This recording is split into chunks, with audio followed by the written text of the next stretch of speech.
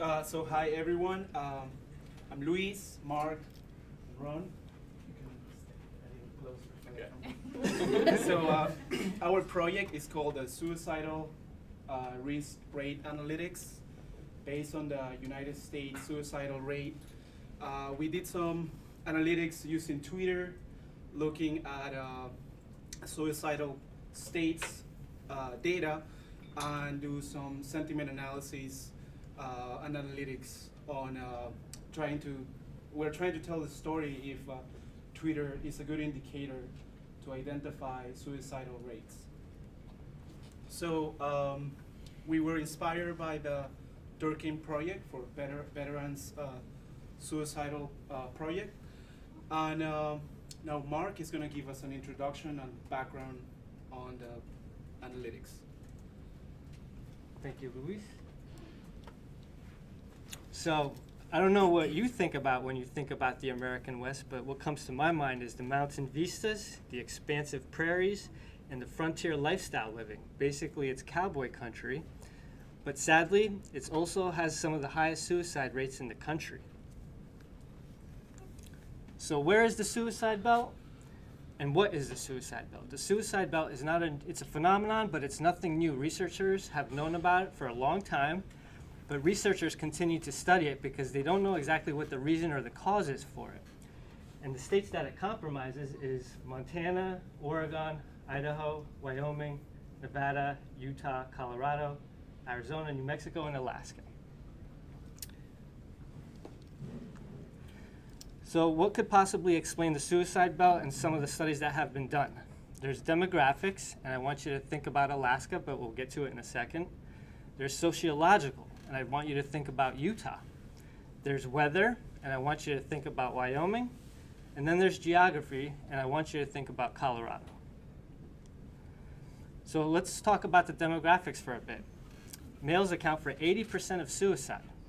However, you should know that for suicide attempts, women outnumber men 3 to 1. So everybody's involved in this. Whites and Native Americans have the highest suicide rates among any race, and suicide is the second leading cause of death for the 15 to 24 year age group, as well as the 25 to 34 year age group, and that's based on the CDC, which is the Centers for Disease Control. So sociological, there's been some studies that Mormon culture, and there's been links for higher suicide among the Mormon culture. Could it be the pressure? Then there's the gun culture aspect. And keep in mind that suicide, or 50% of suicide, is done by firearms. And the West has a reputation of being gun-toting and high gun ownership. Then there's the residential stability, and the West is kind of known for having a transient state. For example, in Colorado, I think 1 out of every 2 residents is actually born outside of the state of Colorado. Think of ski towns. They're holiday towns. Families come in, they spend money, and they go out. You don't build those long, stable relationships, and it's been mentioned before in certain studies. I will call it the ski bum phenomenon, where young men go out there and want to ski and party, and they do that for about 10 years, and then they kind of realize where they are in life. And they're seeing families come in, and you sort of judge your life by the people around you. So that might not be the same for other areas of the country. Weather. There's male and female gender differences. For example, I've seen studies where windy days, rainfall, and cloud cover affects males. And I've seen other studies where max temperature, rainfall, and cloud cover affects females and possibly leads to suicide. Now, if I was to ask you, what month of the year do you think suicide rate is the highest? Anybody want to take a stab at it? I want to say, despite Christmas and Hanukkah, December, just because it's like the coldest. Okay. Part. That's the answer I would typically get. It's because of the long darkness hours, and as well as the holidays putting pressure on you. That's actually the lowest suicide rate month. The highest is end of spring, early summer. Now, you have to think about why that might be. Sorry, I lost my train of thought. People basically, in winter, they sort of hibernate and they think, oh, things, it'll get better once the summer rolls around, and it does for most people, but when they kind of see everybody's life moving forward and they don't see their own life moving forward, that's usually the reason that causes them to commit suicide in that time of year. So take a look at this map. This is an elevation map. It looks very similar to the suicide belt map. There's been a lot of studies linking elevation to suicide rate. One of the reasons being is that the higher in elevation you are, your brain produces less serotonin. And there's been a pretty good study coming out of Provo, which actually looked at, instead of looking at the uniform elevation of a state and taking an average, for example, in California, the lowest point of elevation is negative 282 feet. The highest point of elevation is 14,000 feet, so there's a huge difference. So what they did is look at the county level and basically take a mean of the county, which they believe gave them more accurate results. So when we started this project, we basically came up with these 3 questions. We said, what did we seek to answer? And one was, can Twitter track suicide risk? Can weather track suicide risk? And can elevation track suicide risk? But as we started the project, we realized this topic is too immense, and because of time constraints and the resources that we lacked, we couldn't possibly do all 3. So we instead decided to focus on, can Twitter track suicide risk? And I'm going to pass it off to Luis, and he's going to talk a little bit more about that. So adding to what Mark is mentioning, how do we approach to get results so we can tell the story if Twitter is a good indicator for suicidal rate analytics? So we did an ETLP system, which is extraction, transformation, loading, and publishing. So we extracted 100 tweets randomly in the United States, then we went to 1,000 tweets, and then we went to 25,000 tweets.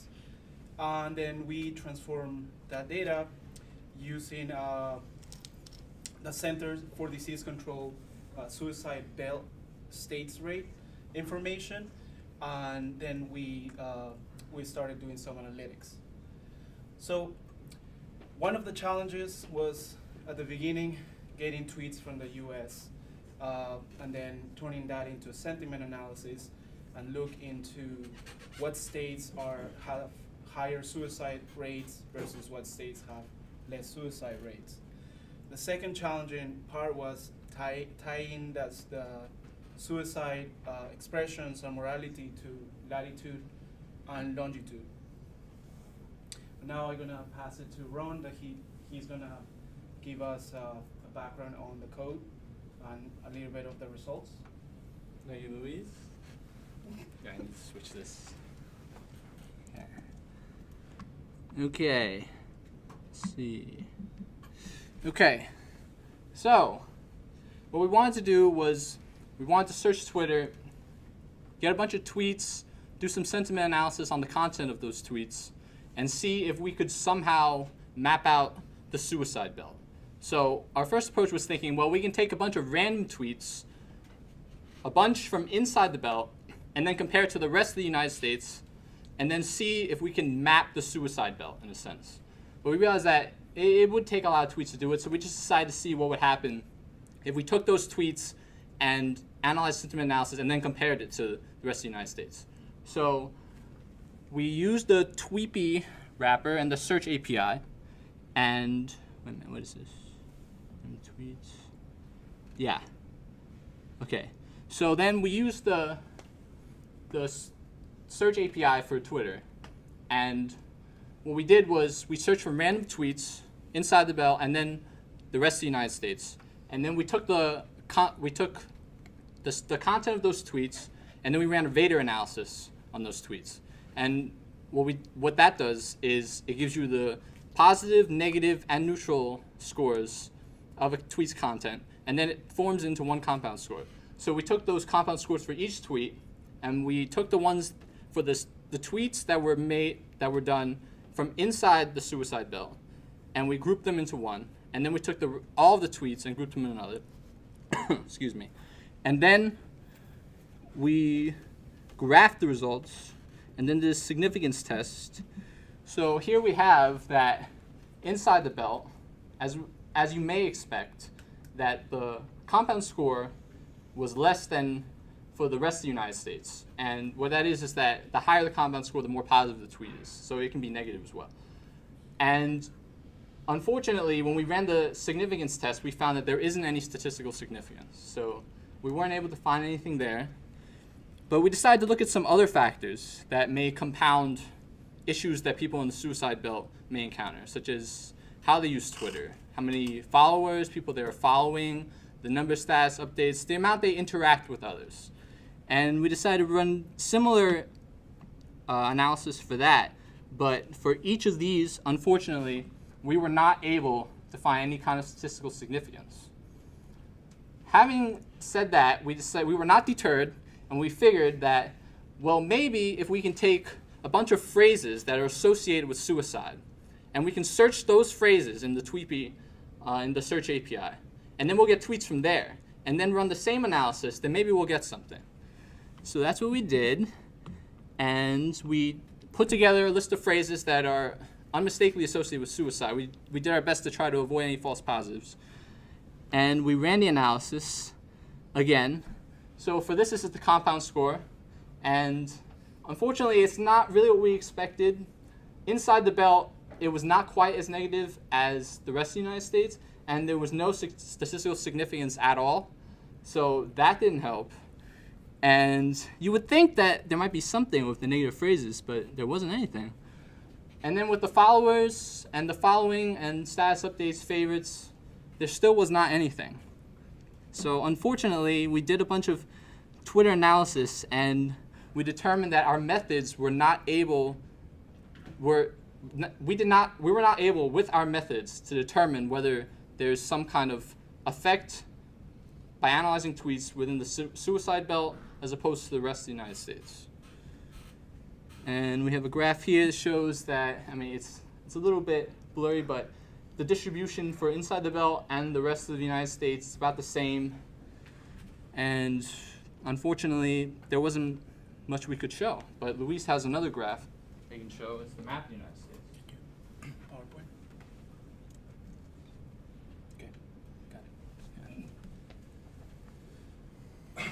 So after getting all the random tweets in the United States, we decided to put it in a map.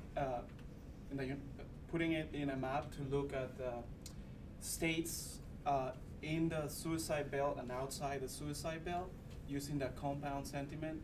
And by looking at the map, we see that the darker color has a positive compound sentiment and lighter color has a negative compound sentiment.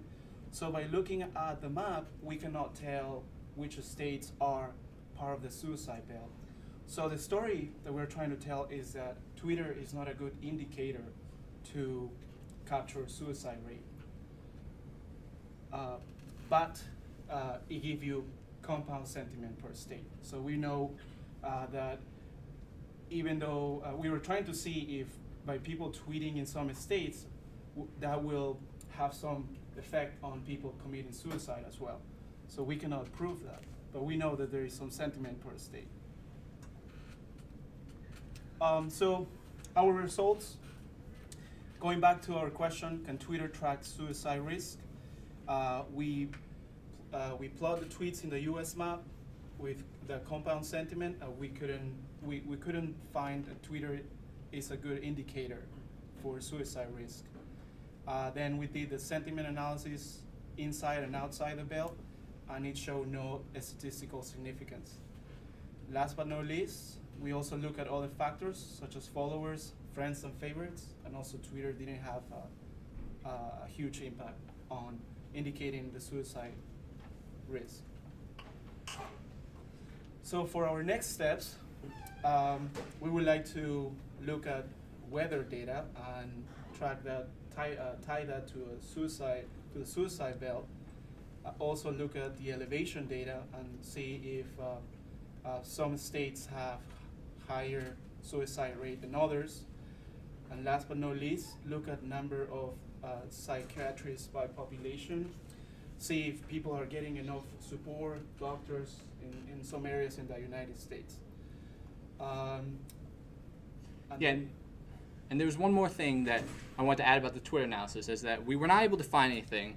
However, we did note after we did not find anything that we are aware that, especially with youth suicide, that is much more prevalent in rural areas as compared to urban areas. And we didn't really focus on that, especially we didn't really have enough time to zone in and study the geography more extensively of the suicide belt states. And especially in the suicide belt states, rural areas consist of a higher percentage of the population as compared, let's say, with the East Coast. So there have been studies done that show that youth suicide rate is much higher in these rural areas. So if we were able to focus our attention to those areas, perhaps we may be able to find some kind of effect. And we have to be honest, there was a lot of limitations to our analysis. If it was easy, it probably would have already been solved. Like to point out, like for example, when we pulled out the random tweets, we had to use, even though we had the latitude and longitude of every zip code in the United States, we basically had to pick central locations in the state and then use a radius to capture the tweets.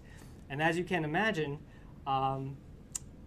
the zip codes are more concentrated in higher density areas. So that center point in the state wasn't exactly center. It would gravitate towards where the population centers were. So I'll give you an example. Portland, Oregon is right on the border with Washington. So when you look at tweets coming from that area, with the 100-mile radius, you're actually capturing tweets outside of Oregon, which is Washington, and Washington was not part of the suicide belt. So, you know, we were looking at it from geographic borders, but it might not be at all related to geographic borders. There might be something else at play, and that's what we were trying to figure out with, you know, what we did. Okay, thank you.